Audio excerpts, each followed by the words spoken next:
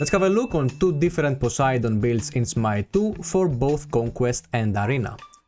First, we will see a typical intelligence build with balance between burst power, cooldown reduction and sustain, and for the second option an alternative build that takes advantage of Poseidon's second ability and is focused more around on hit effects from his basic attacks.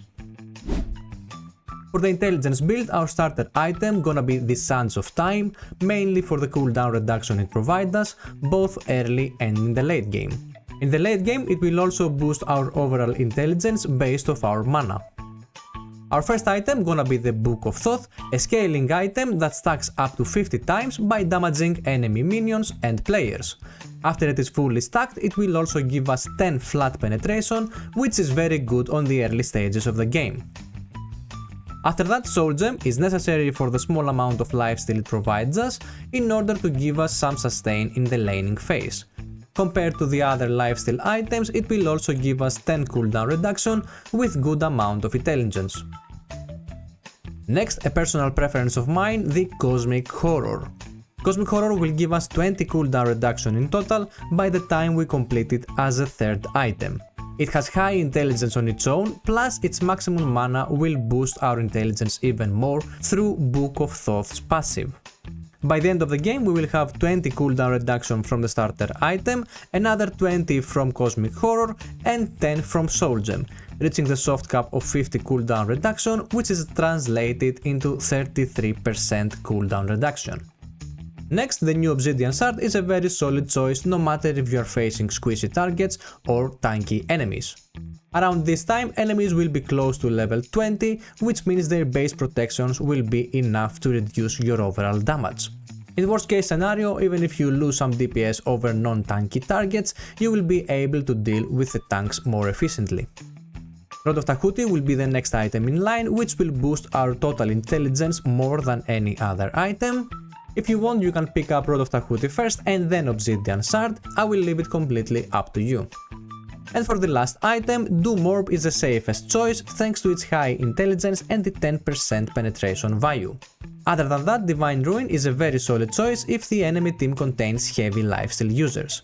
If you think anti-heal is absolutely necessary for your current game, you can get Divine Ruin instead of Cosmic Horror and get Cosmic Horror as your last item. By the end of this build, you will have 750 intelligence, 33 cooldown reduction and 40% penetration. Let's now have a look on a different building approach. The next build is heavily focused into Poseidon's basic attacks. The second ability will empower your basic attacks, but keep in mind that you kinda want to play as if he's holding a shotgun to maximize his damaging potential. Our first item for Arena and Lane will be the Death's Toll. Mostly because of its late game passive, which will heal you for 1.4% of your max HP with every basic attack. Since this build is gonna reach high amounts of attack speed, it is the best overall choice. If you wanna try Poseidon jungle, you should get the Boomba's Golden Dagger instead. Our first item will be the recently buffed Sunbeam Bow. Sunbeam Bow's active will burn our mana per second, but it will add 2 extra projectiles on our basic attacks. Considering that we are already wanna play close to our target to land our second ability, Sunbeam Bow is an excellent choice for Poseidon. If you are not a big fan of active items, you can replace Sunbeam Bow with Bracer of the Abyss, which will give you extra basic attack damage with every successful hit.